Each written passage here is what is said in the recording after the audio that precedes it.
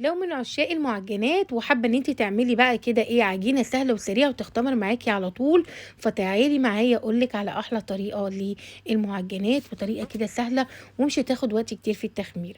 عندنا هنا في العجان كوب زبادي كوب لبن معلقة كبيرة من السكر وقلبيهم كويس جدا. بعد كده ضيفي عليهم معلقة كبيرة من الخميرة. عندنا كمان ربع كوب من الزيت.